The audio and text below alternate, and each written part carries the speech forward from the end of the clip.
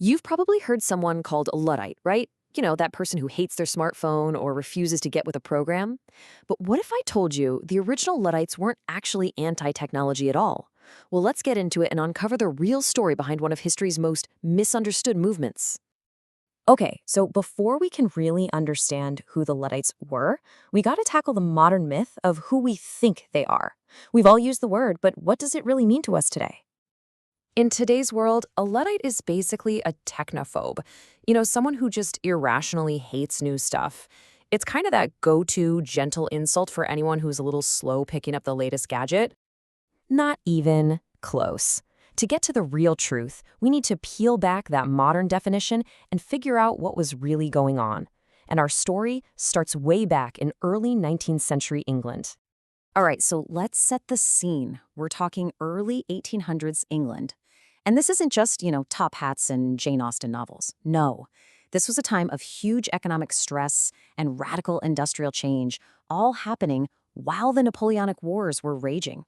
For generations, making textiles was a genuine craft. You had these highly skilled artisans, we're talking stockers, croppers, working on these incredibly complex hand looms right from inside their own homes. They had independence, they had a valuable skill, and they were in charge of their own work.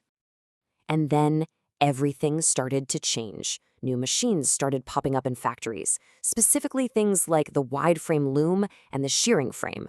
Now, for the factory owners, this was a dream come true, promising amazing efficiency. But for the workers, well, this was a straight-up existential threat.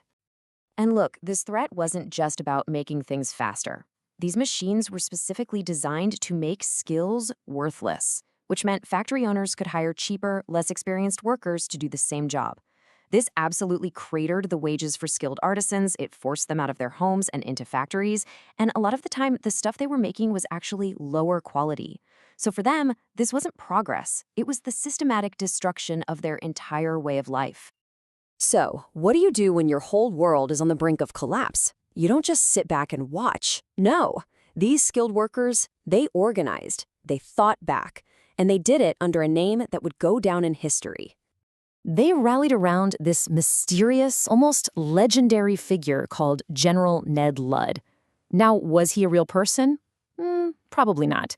But it didn't matter. The name became this incredibly powerful symbol of resistance.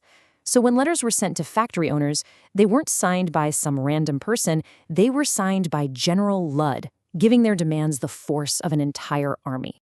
And let's be super clear, this was not random rioting. No way.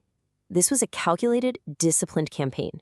First, a letter would show up laying out their demands: fair wages, remove the new machines.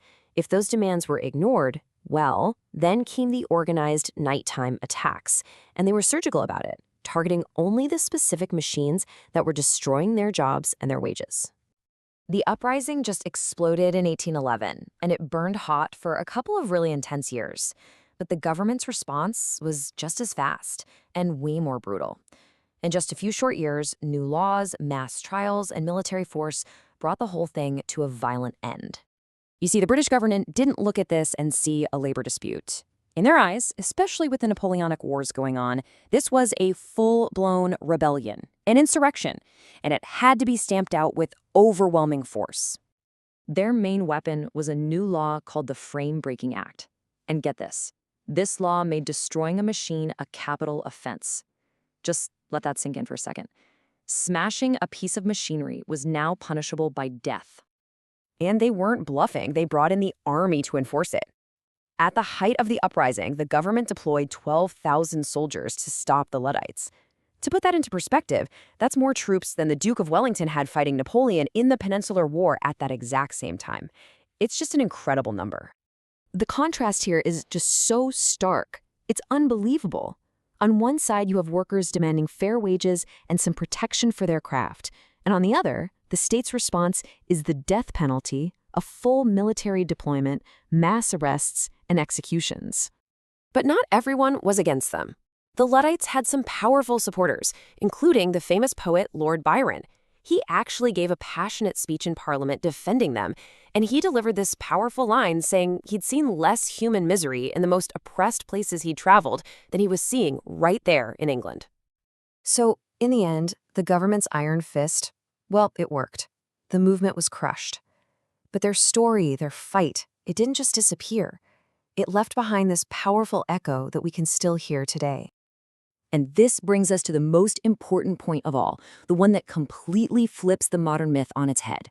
The Luddites were not anti-technology. Let me say that again. They were not anti-technology. They were anti-exploitation. They were fighting the way technology was being used as a weapon to crush workers, to lower their wages, and to destroy their livelihoods, all for the sole benefit of the factory owners. So when you look at it that way, their real legacy is profound. I mean, these were some of the very first organized labor protests. They were fighting for fair wages and working conditions. They were basically demanding that society stop and consider the human cost of technological progress, a conversation we are very much still having today. And that brings us right back to our world. As we face our own technological revolution with AI and automation, the Luddite story feels less like ancient history and more like a warning. It forces us to ask the same fundamental question they were asking 200 years ago. Is this new technology going to be used for the benefit of everyone, or are we just repeating the same mistakes all over again?